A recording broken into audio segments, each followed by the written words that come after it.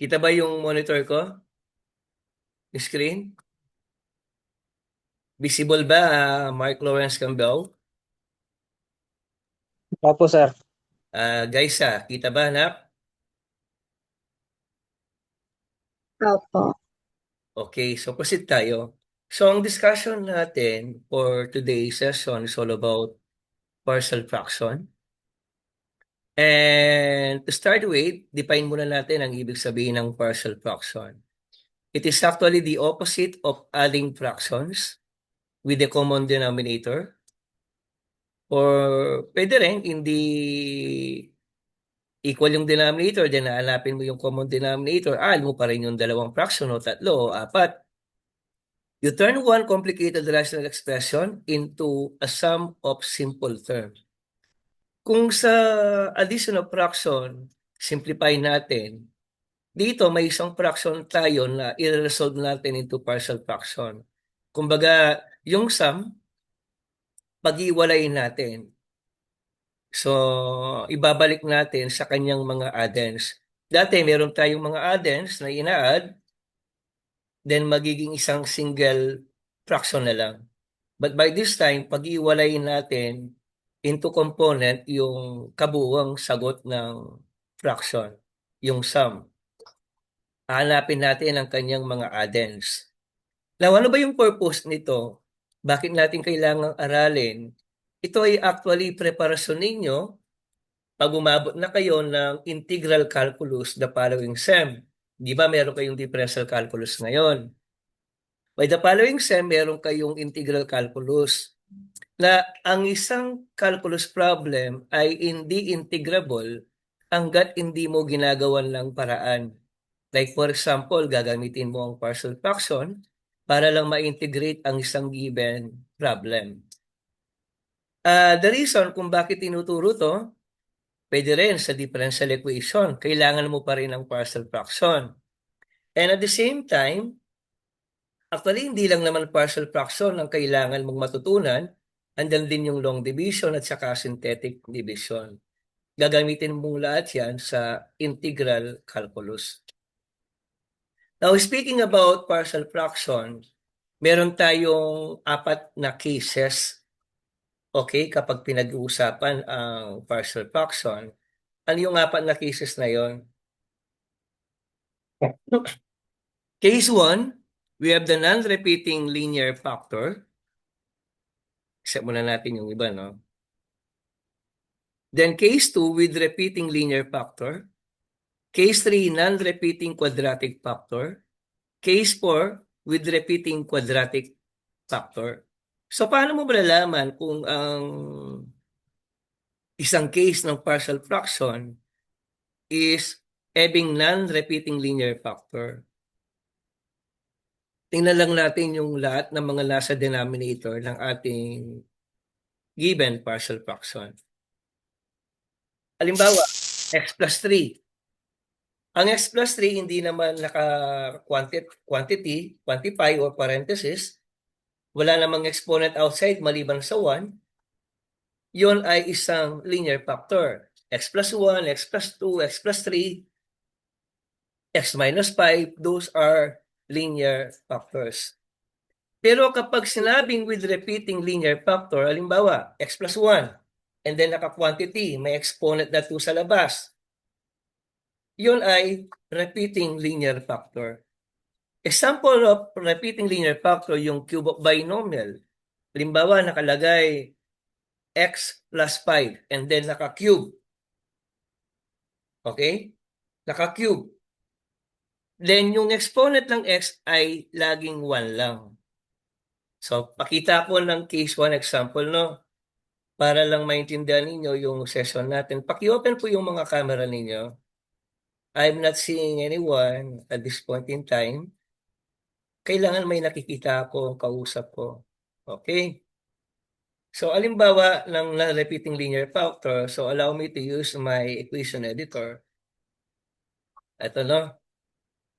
Mag-type ako. I'll make use of the fraction here. Buhay yung numerator natin, 2x plus 5. Then yung denominator natin, sabihin na lang natin meron tayong dalawang linear factor. Yung una, let's say ang tatype ko ay x plus 1. And then, yung pangalawa ay x plus 5.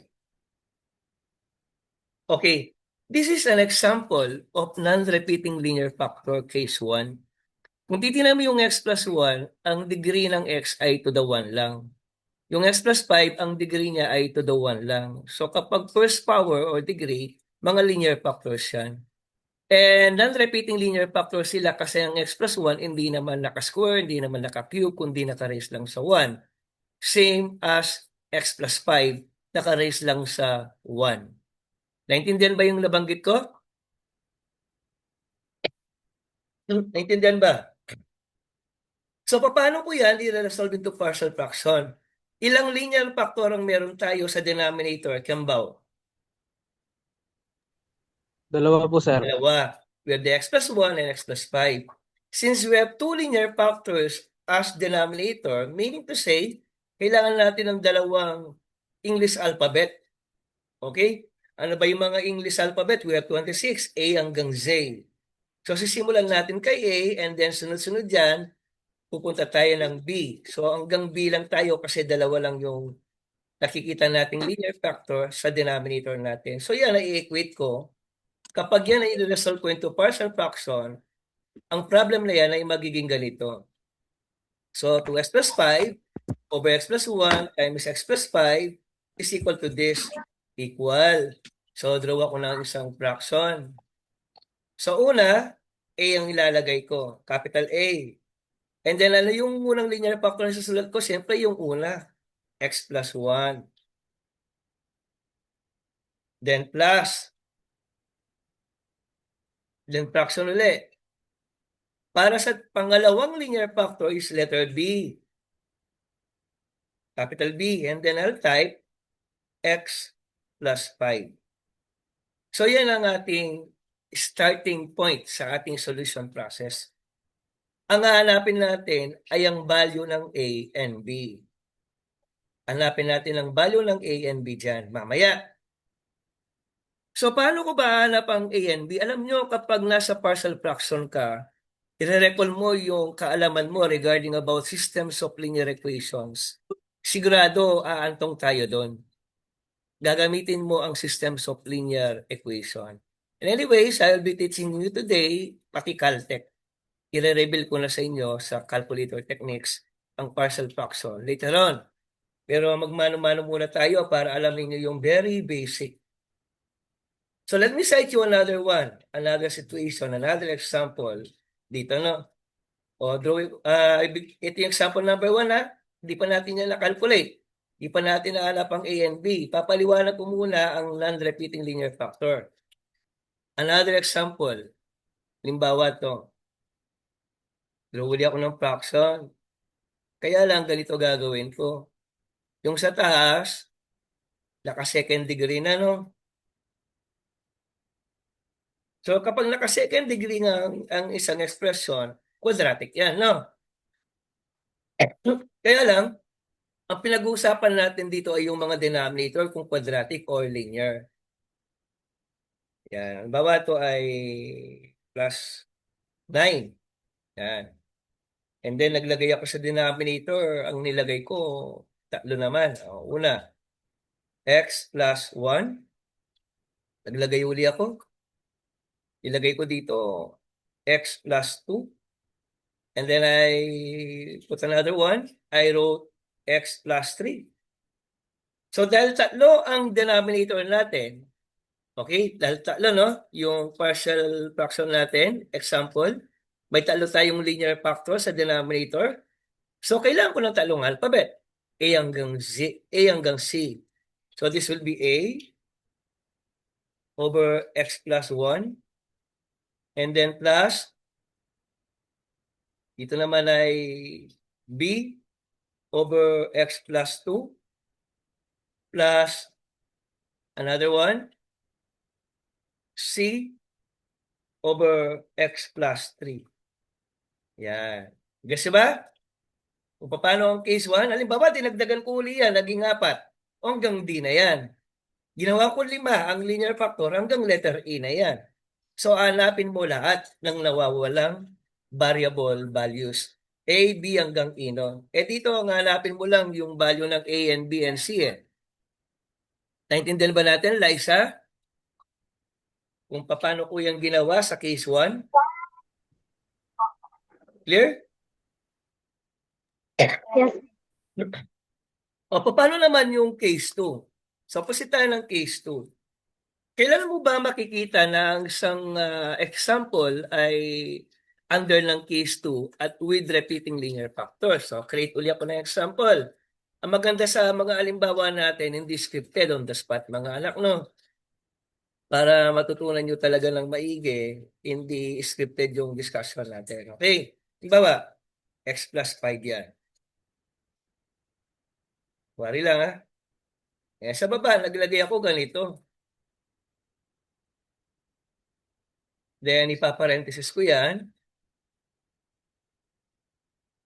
And then, I wrote here as x plus 3. Nilagyan ko yan ng square. Siguro ito, gandaan ko pa, no? Tulong pa to. Taasan ko naman ng konti yung exponent niya. Lagyan ko siya ng x square plus 2x plus 5. And then dito, maglalagay pa ako ng isa. X plus 3 yan, di ba? Assuming maglalagay pa ako ng isang factor. Kaya lang, kunwari, lalagay ko ay, kunwari lang, no? X plus 2. Yan ay halimbawa na ng with repeating linear factor. Ang x plus 2, non-repeating. Pero ang x plus 3 is repeating linear factor. So kapag merong repeating linear factor, tingnan mo yung pinakamataas na exponent. Di ba x plus 3 tapos naka-square? So ibig sabihin, dalawang letra ang kailangan ko para kay x plus 3 dahil 2 ang exponent natin. Kailangan ko ng A, kailangan ko rin ng B para kay x plus 3. Then dahil hanggang dalawa lang, pagdating kay x plus 2, ang gagamitin na natin ay C. So ganito ang pagsagot dyan. Okay, equal. Pass uli dito. So una, maglalagay ako ng fraction.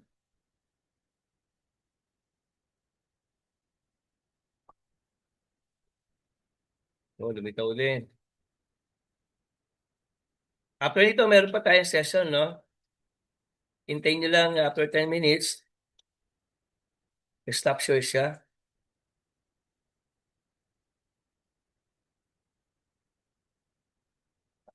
Yan. Uli.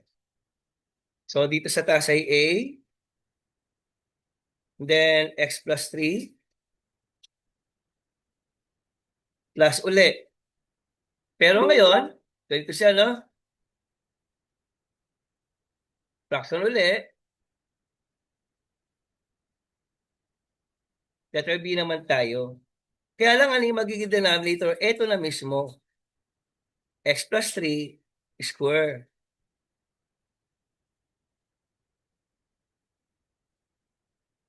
Yan. So, ganyan siya. Halimbawa, cube yan. Halimbawa lang, no? Cube ito, no? Cube. Maglalagay uli ako dito ng plus C over x plus 3 and then cube.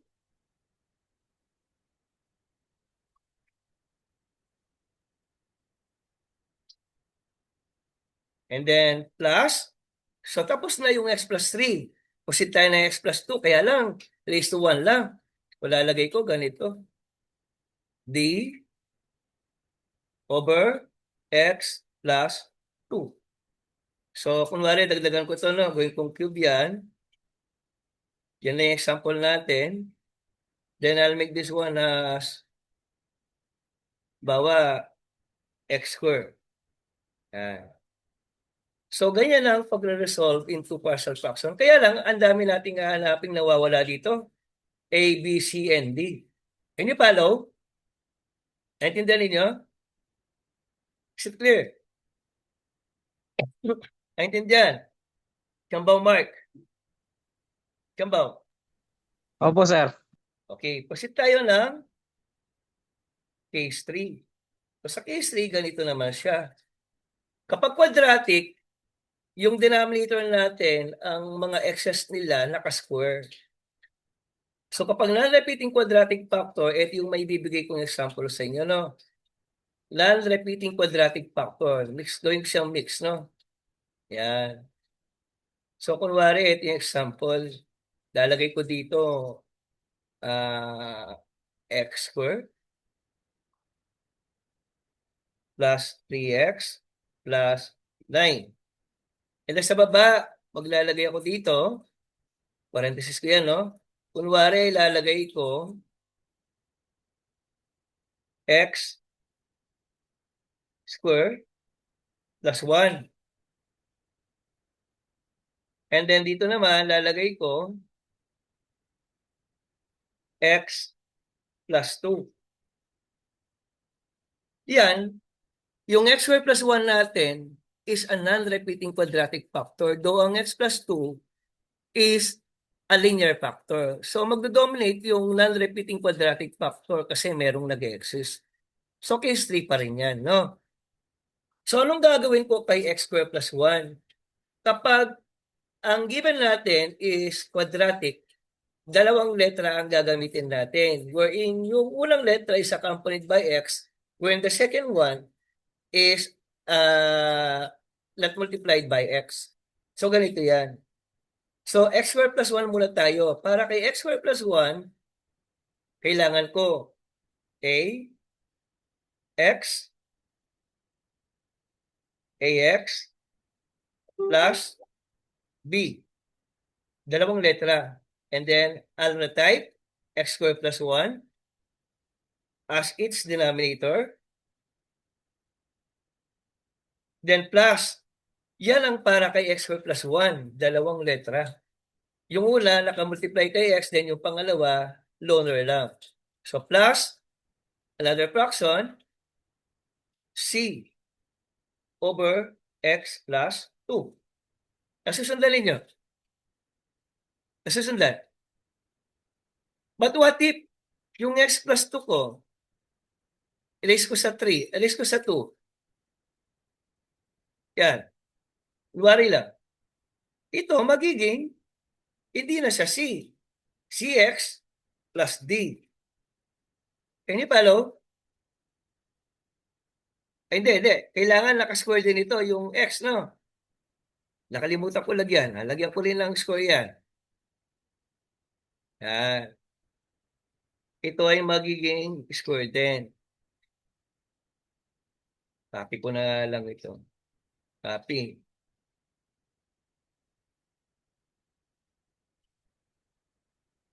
Please. Alisin ko muna yung exponent na to. Hindi pa siya pwede.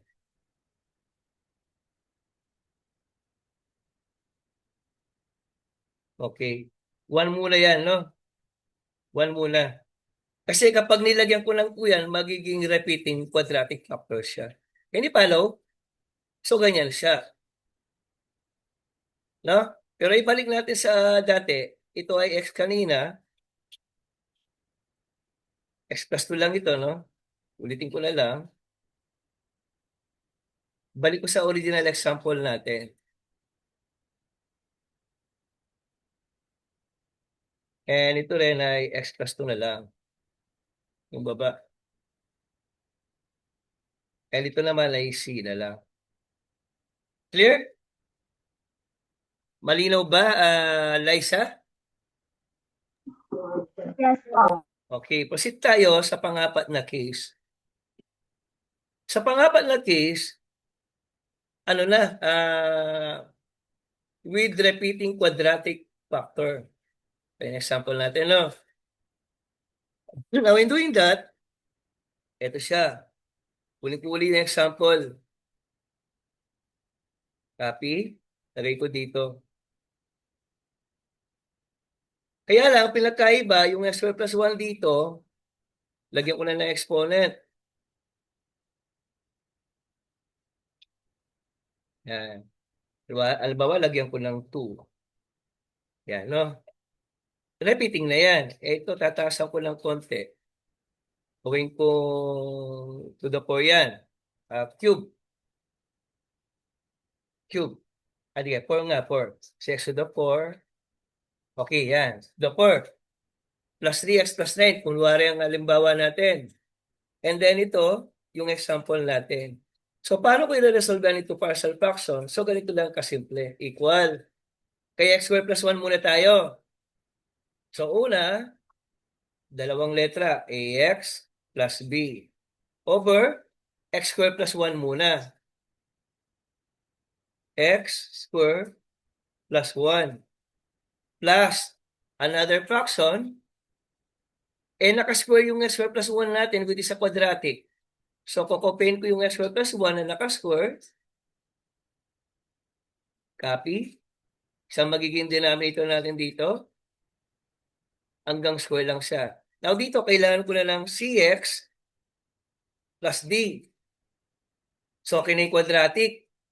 Punta tayo ng linear. Plus, fraction again.